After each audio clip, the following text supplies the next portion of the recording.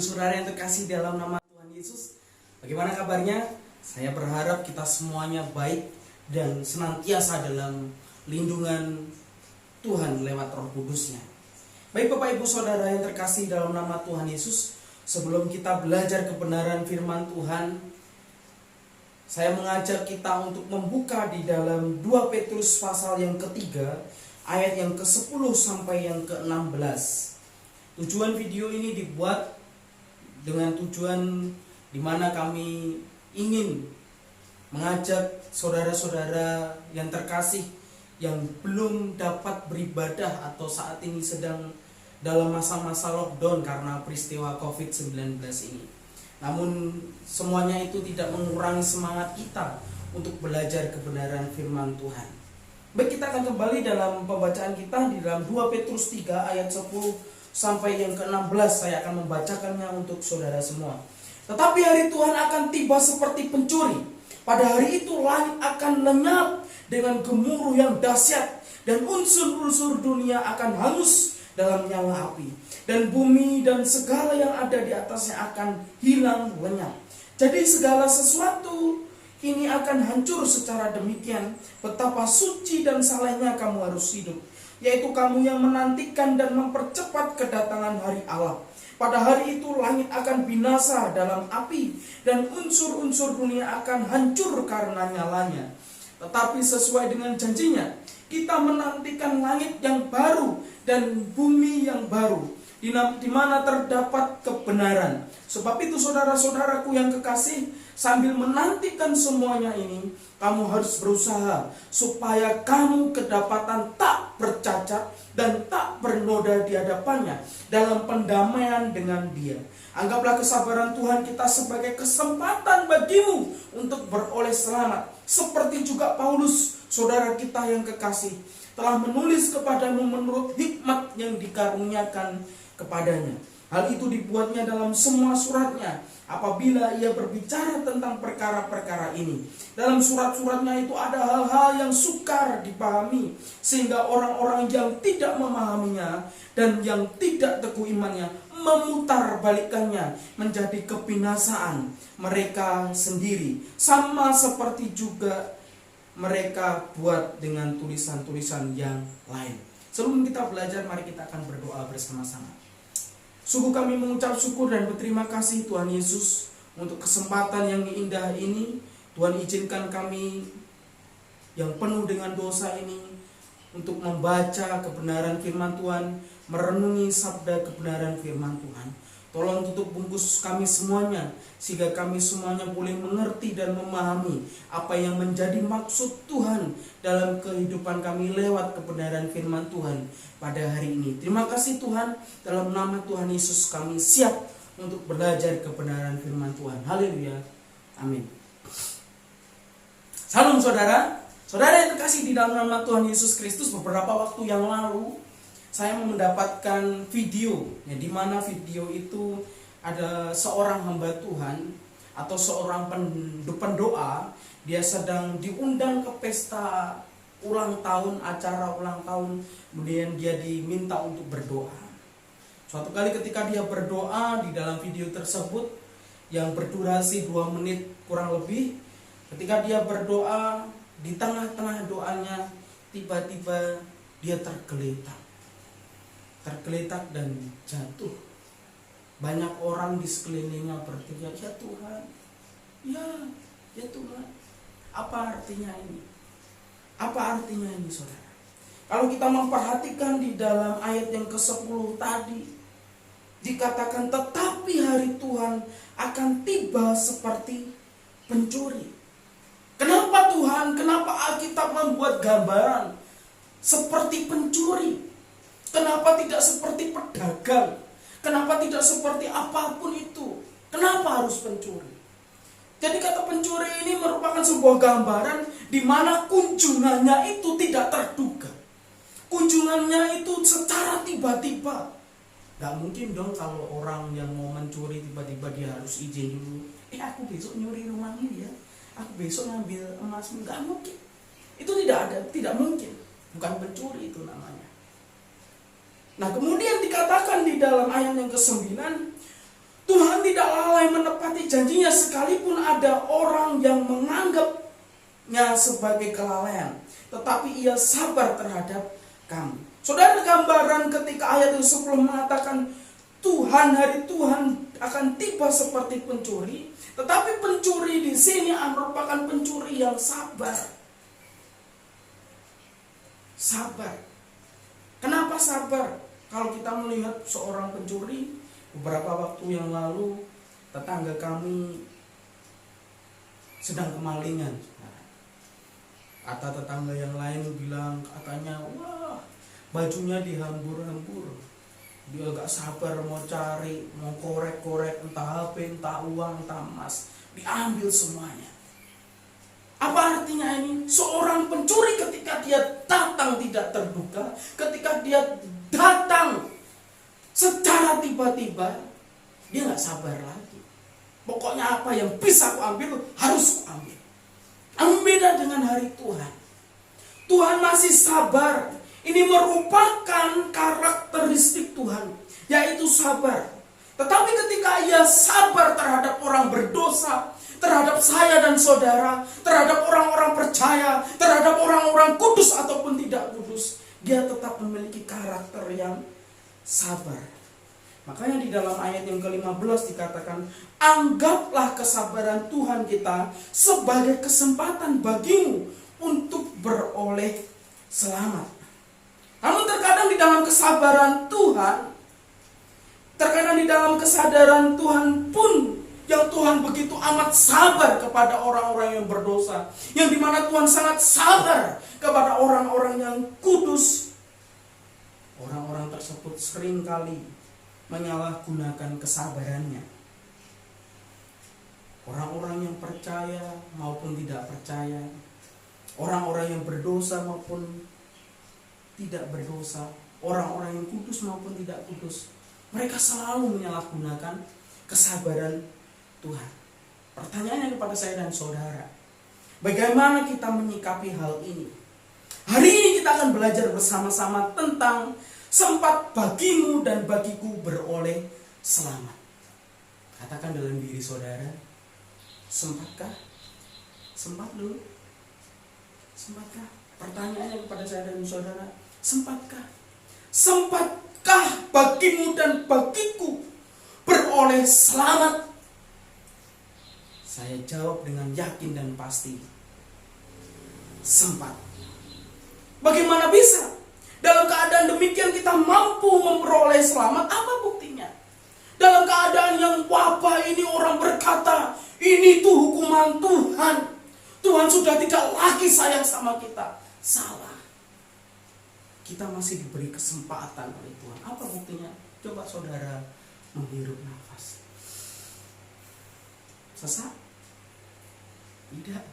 Kalau sesak saudara perlu ke rumah sakit. Apakah itu COVID atau itu sesak di dompet. Ya, saudara kembali.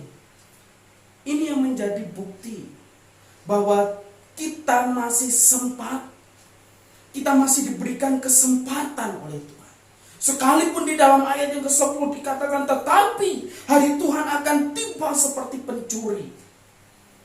Jika saat ini, hari ini, detik ini, sampai kapanpun belum ada yang hilang, belum ada yang dicuri dari hidupmu dan hidupku, itu artinya kita masih diberi kesempatan. Oleh sebab itu pergunakanlah kesempatan itu dengan baik. Oleh sebab itu pergunakanlah kesempatan itu dengan cara pertama.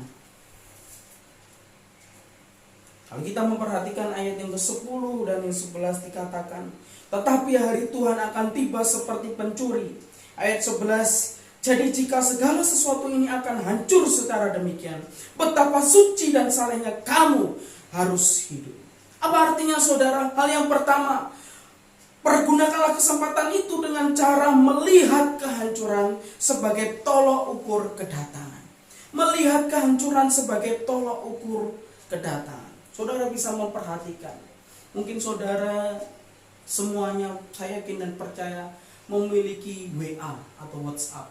Saya yakin ketika saudara melihat status demi status, banyak sekali status-status yang berkata, oh ada gambar tangan berdoa kemudian dihiasi dengan bumi, ada bertuliskan pray for the world, ada yang bertuliskan tolong Tuhan pulihkan negeri kami, ada yang bertuliskan tolong Tuhan jauhkanlah dari COVID-19 ini. Ya, ini kenyataannya.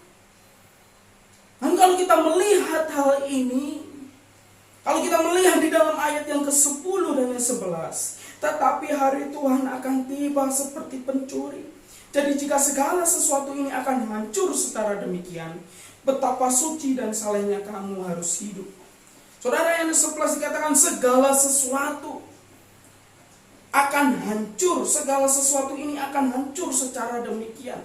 Dalam bahasa Inggrisnya shall be dissolved, artinya harus dibubarkan.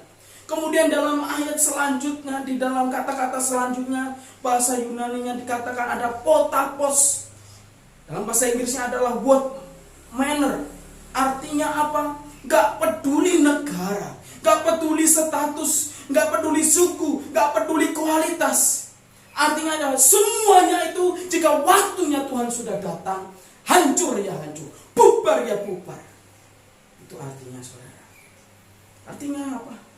Dalam setiap kehidupan kita, dalam setiap apapun yang terjadi dalam kehidupan kita, Tuhan inginkan kita tiap-tiap hari ingat Tuhan. Tuhan menginginkan saya dan saudara, bukan saat ada wabah, bukan saat ada musibah, bukan saat ada masalah, baru sebut Tuhan, baru ingat Tuhan, baru memuji Tuhan, haleluya 12 kali maupun 100 kali. Enggak, itu basi, itu basi.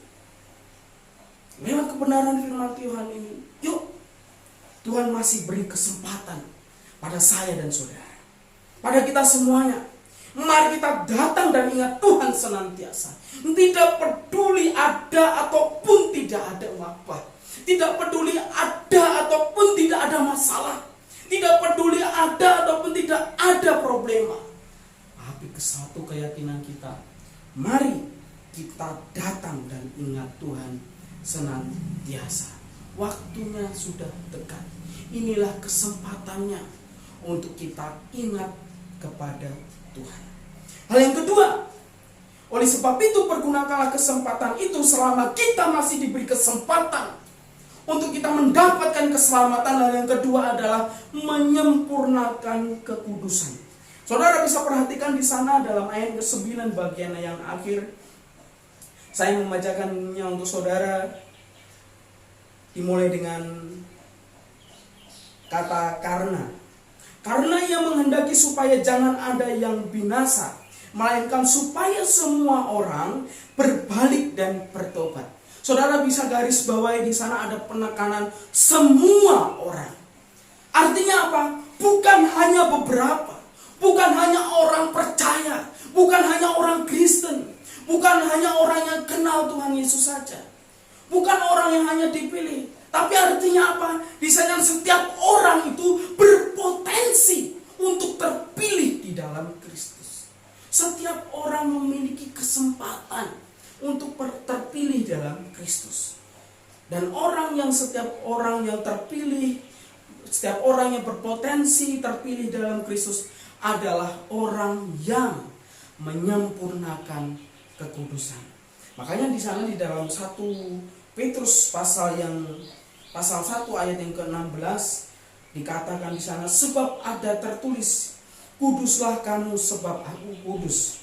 Sekali lagi 1 Petrus 1 ayat yang ke-16, sebab ada tertulis, kuduslah kamu sebab aku kudus. Kemudian ayat yang ke-11 pasal yang ketiga dalam 2 Petrus dikatakan, jika segala sesuatu ini akan hancur secara demikian, betapa suci dan salehnya kamu harus hidup. Artinya apa saudara? Kalau kita melihat di dalam terjemahan King James Version, dalam ayat yang ke-11 di sana dikatakan of person ought. Artinya orang seharusnya yaitu be in holy. Orang yang seharusnya untuk berada di sana, berada di kekekalan, berada dalam kekudusan, orang yang menyempurnakan kekudusan, orang itu harus suci. Saleh dalam ayat 11. Orang itu harus tidak bercacat. Orang itu harus tidak bernoda dalam ayat yang ke-14. Dan dalam kesemuanya suci, saleh, tak bercacat dan tak bernoda ini disebut di dalam ayat yang ke-9. Berbalik dan bertobat. Kata-kata bertobat dalam bahasa Yunaninya adalah metanoia. Artinya apa? Perubahan pikiran, perubahan cara hidup. Cara hidup kita, cara berpikir kita harus menjadi suci, harus menjadi saleh, harus menjadi tak bercacat, harus menjadi tak bernoda. Ini yang namanya berbalik dan bertobat, sehingga kita mendapatkan kesempurnaan dan kekudusan dalam kehidupan saya dan saudara. Jemaat Tuhan yang terkasih di dalam nama Tuhan Yesus, dua hal kebenaran yang menjadi perenungan kita pada hari ini. Selama Tuhan masih memberikan kesempatan kepada saya dan saudara, sempat bagiku dan bagimu beroleh selamat, masih sempat. Ketika Tuhan memberikan kesempatan itu, mari kita pergunakan kesempatan itu dengan sebaik-baiknya. Mari kita terus ingat Tuhan. Mari kita terus memuji Tuhan. Mari kita terus datang kepada Tuhan. Datang kepada Tuhan bukan berarti ketika kita ada wabah, ketika kita ada masalah, ketika kita sedang ada dalam problema, ketika kita ada dalam sebuah hal yang itu benar-benar kita tidak bisa lepas, dan sehingga kita akhirnya datang kepada Tuhan. Tidak. Tetapi kapanpun, dalam situasi apapun, kondisi apapun, kita harus senantiasa ingat kepada Tuhan. Pergunakanlah kesempatan itu dengan menyempurnakan kekudusan. Tuhan memberikan kesempatan kepada saya dan saudara, di mana kesempatan itu mari kita terus menjalani kehidupan kita untuk terus suci, saleh, tak bercacat, tak bernoda, dan sehingga kita akhirnya mendapatkan kekudusan yang mutlak dan mendapatkan kekekalan di surga nantinya. Terima kasih, Tuhan Yesus memberkati. Mari kita akan berdoa. Sungguh kami mengucap syukur dan berterima kasih Tuhan. Apa yang telah kami pelajari, kami dengar, dan kami baca bersama-sama ini, biarlah ini membuat hidup kami hari demi hari serupa dan segambar seperti Kristus. Dan hari demi hari kami memiliki karakter seperti Kristus. Hingga pada suatu saat kelak ketika Tuhan datang, Engkau menyatakan dan Engkau memilih kami sebagai anak-anak Tuhan. Terima kasih Tuhan, dalam nama Tuhan Yesus kami berdoa. Amin. Shalom.